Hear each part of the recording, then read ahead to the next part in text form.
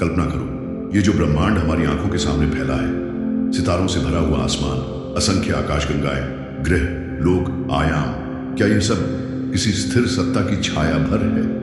हम सोचते हैं कि हम इस विशाल ब्रह्मांड का केंद्र हैं, लेकिन यदि सच्चाई उलटी हो, यदि हम केवल उसकी परछाई हैं, उसके बचे हुए कण हैं, उस शाश्वत सत्ता का वेस्टेड पार्ट जिसने हमें बनाया तो है, पर हमें असली स्वरूप नहीं दिया, क्योंकि वो सत्ता न जन्म लेती है, न नष्ट होती है। वो अचल है, स्थिर है, शून्य भी और पूर्ण भी। बाकी सब, पृथ्वी लोक, स्वर्ग लोक, तप लोक, महालोक, ये सब केवल तरंग है, कंपन है, मूवमेंट है। धीरे से सोचो, क्या ये सब आयाम किसी महान आयाम की परछाई है? क्या सब शुरुआत और अंत उसी में है?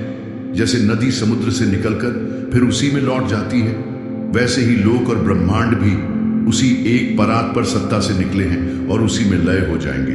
तो क्या हम उस परम सत्ता के अधूरे अंश हैं? क्या हमारा अस्तित्व केवल उसकी अपूर्णता का प्रमाण है, या फिर ये वेस्टेड होना भी एक भ्रम है?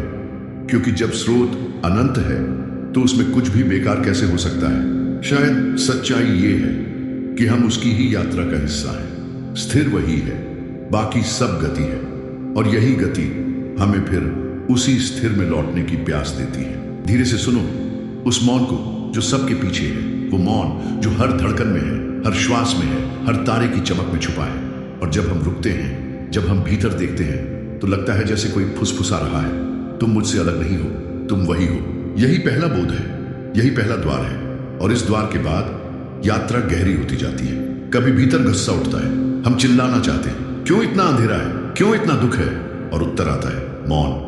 कभी भीतर प्रेम उठता है, हम रोना चाहते हैं, क्योंकि उस मौन में भी एक असीम करुणा बह रही है। और धीरे धीरे समझ आता है, गति और स्थिर, शून्य और पूर्ण, प्रश्न और मौन, ये सब दो नहीं है, ये सब एक ही सत्ता की लय है। भाई, यही रहस्य है, यही दर्शन है, यही यात्रा है।